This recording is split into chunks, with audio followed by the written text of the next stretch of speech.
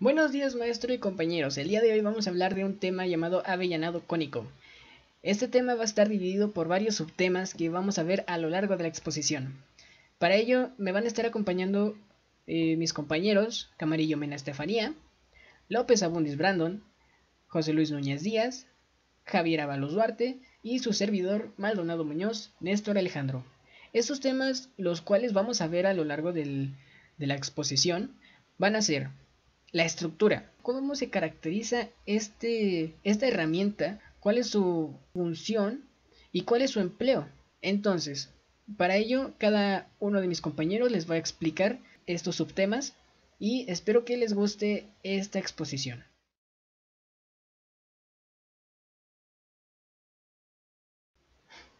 ¿Qué es el avellanado cónico?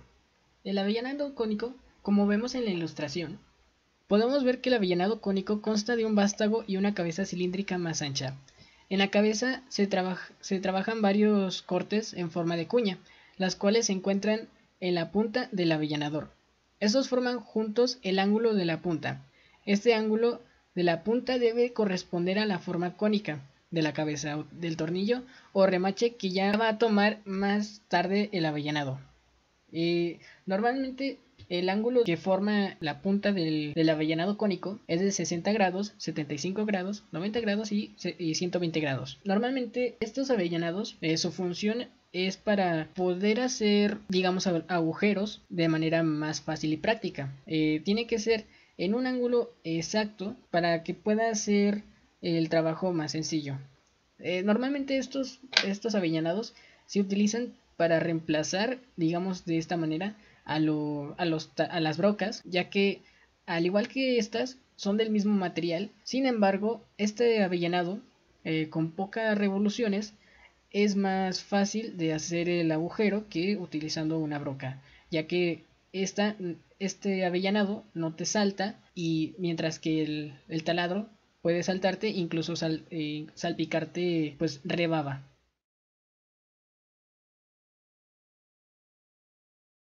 A continuación yo les hablaré acerca de algunas aplicaciones del avellanado cónico.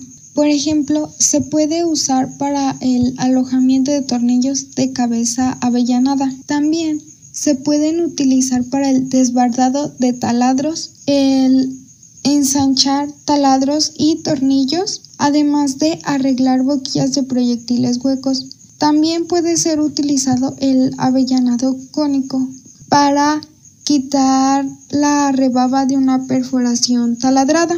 También el avellanado cónico se puede utilizar para el refrentado de superficies de apoyo.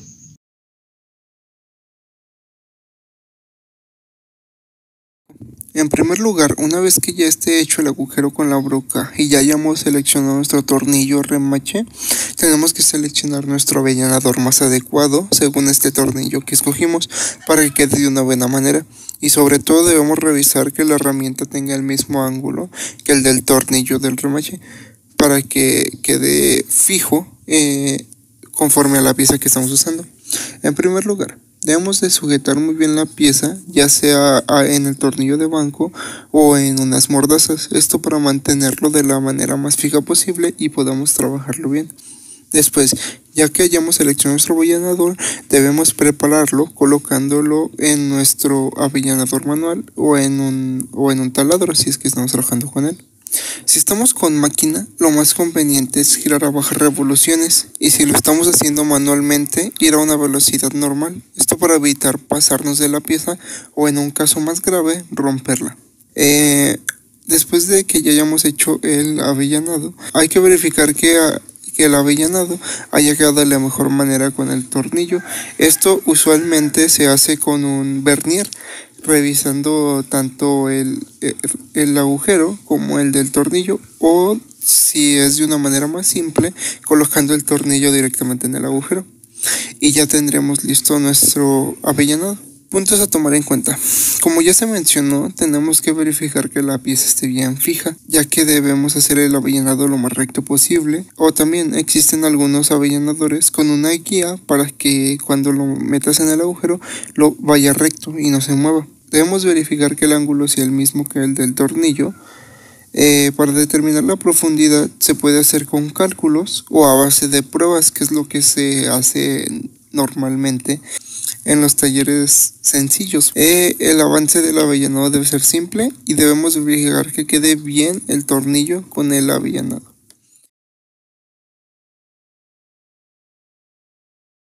Muy buenas tardes a todos, mi nombre es Javier y ahora yo les voy a hablar sobre los cálculos que tenemos que tener en cuenta para lo que es el avellanado en agujeros pasantes. Bueno, uno de los parámetros muy importantes que tenemos que tener en cuenta a la hora de hacer el avellanado cónico es pues básicamente las revoluciones que tenemos que darle a nuestra herramienta como tal. Tenemos pues dos tipos de revoluciones distintas, ya sea que lo tomemos para el sistema métrico o el sistema imperial. Tenemos que para el sistema métrico, para calcular esto, es multiplicar la velocidad de corte por 1000 sobre pi por el diámetro de lo que es el tornillo, y tomando una velocidad de corte de 5 metros sobre minuto o por minuto. Esto es para lo que es el sistema métrico. Para el sistema imperial tenemos que la revolución es velocidad de corte por 12 sobre pi por el diámetro y tomando una velocidad de corte de 82.021 pies por minuto. Ahora vamos a ver lo que serían las partes de lo que es el avellanado cónico. Como podemos ver en la imagen, lo que tenemos que es el ángulo. Tenemos un ángulo de avellanado, tenemos un diámetro de avellanado y también tenemos lo que es Z, que es la profundidad del recorrido de lo que es la herramienta, desde donde está la superficie hasta donde llega la profundidad de lo que es el perforado. Como tal, normalmente el ángulo que se toma o el ángulo más común que tenemos para lo que sería ese tipo de avellanados sería de 90 grados para lo que es el sistema métrico y 82 grados para lo que es el sistema imperial. También tenemos que pues depende el grado, va a ser la utilidad o el funcionamiento de estos avellanados. Por ejemplo, cuando tenemos 60 grados es para quitar las rebabas, cuando tenemos 75 grados es para quitar asientos de cabeza de remaches, cuando tenemos 90 es para asientos de cabeza de tornillos y cuando tenemos 120 grados es para remaches de planchas. Bueno, otro parámetro para calcular o a calcular sería lo que es la broca, dado que primero hay que realizar lo que es una perforación previamente antes de agarrar lo que sería nuestra broca de avellanado. Para poder saber qué broca vamos a hacer, realizar la perforación es muy simple. Simplemente la broca va a ser lo mismo que la métrica del tornillo y nuestra broca de avellanado va a ser igual a lo que es el diámetro de la cabeza del tornillo, dejándole una pequeña tolerancia de 0.3 milímetros de tolerancia. Ahora bien, otro parámetro muy importante a calcular sería la profundidad de lo que vamos a tener pues taladrado, que sería Z en este caso. Como tal, podemos observar en esta diapositiva que tenemos una tabla donde respectivamente bajo estos ángulos tenemos que la profundidad o este factor va a tener estos valores directos. Cuando tenemos otro tipo de grados, pues vamos a ocupar lo que sería la fórmula de que esta profundidad va a ser igual al diámetro entre 2 por 1 sobre tangente del ángulo el que tengamos o el que estemos calculando sobre 2. Con esto pues vamos a obtener lo que sería este factor de Z para saber cuál es la profundidad que hay que tener. Pues como último sería lo que serían nuestras fórmulas o nuestros cálculos para cuando hacemos o realizamos un taladrado, ya sea por un taladro de banco o cualquier otro tipo de taladrado. Uno de esos parámetros que vamos a calcular sería lo que es la velocidad de penetración, también nuestro avance por revolución, el régimen de arranque y el tiempo de mecanizado que vamos a obtener. Como podemos observar, pues la velocidad de penetración lo vamos a obtener multiplicando lo que es el avance de revolución por las revoluciones por minuto que tenemos. El avance por revolución lo vamos a obtener multiplicando la velocidad de penetración sobre lo que será las revoluciones por minuto. Nuestro tiempo de mecanizado simplemente va a ser la cantidad de perforaciones que vamos a realizar sobre lo que es la velocidad de penetración que va a haber entre cada una de ellas. Y por último, el régimen de arranque por virota lo vamos a calcular multiplicando el diámetro por lo que es el avance por revolución, por la velocidad de corte y por 3. De esta manera pues tendríamos todos nuestros cálculos para estos tipos de avellanado cuando queremos hacer un avellanado en agujeros pasantes.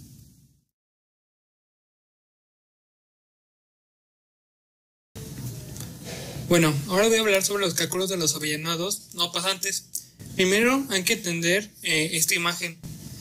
¿Qué significa cada letra? Por ejemplo, alfa. Alfa es el ángulo del avellanado, D mayúscula es el diámetro del avellanado y la Z es la profundidad del recorrido de la herramienta requerida desde la superficie de la pieza. Así que vamos a ver estas fórmulas, es muy simple.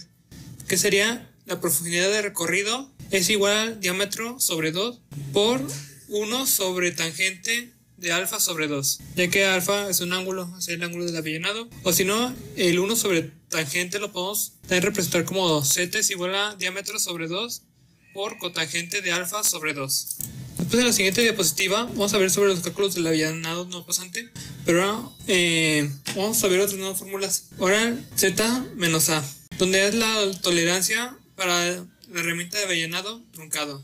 La fórmula nos dice que Z menos A es igual a D sobre T sobre 2 por 1 sobre tangente de alfa sobre 2. Que T se me olvidó decirle que es el diámetro del extremo pequeño de la herramienta truncada, y aquí lo puedo ver en la imagen abajo de la D minúscula. Y por último, ya en algunos casos la Z ya nos da el valor conforme a algunos ciertos ángulos. El ángulo de 60, 82, 90 y 100 grados. Ya nos da el factor tanto en unidad imperial y métrica. Y por último tenemos la velocidad de corte, que sería igual al diámetro de corte por pi por las revoluciones por minuto sobre 2. Y para obtener las revoluciones por minuto, las RPM es igual a la velocidad de corte por 12. Y todo eso sobre el pi por diámetro del corte por 3. En conclusión, tenemos que darnos cuenta que existen un montón de avellanadores y que cada uno de estos tiene una estructura diferente a la anterior. También tenemos que darnos cuenta de que cada cálculo que se tiene que hacer no es solamente para alargar más el trabajo, sino que es necesario para tener un cálculo preciso y certero a la hora de querer hacer un orificio que tenga dicho ángulo exacto en el material. También hay que darnos cuenta que no es necesario hacer tantos cálculos. También hay que ver que en las tablas ya no es necesario sacar los cálculos, debido a que en las tablas están algunos datos que normalmente se utilizan a la hora de querer hacer dicho orificio. También hay que darnos cuenta de que cada uno de los avellanadores tiene un ángulo diferente, por lo tanto no todos se tienen que utilizar para la misma función. Y muchas gracias por ver la exposición del día de hoy, y espero que nos veamos en la siguiente exposición.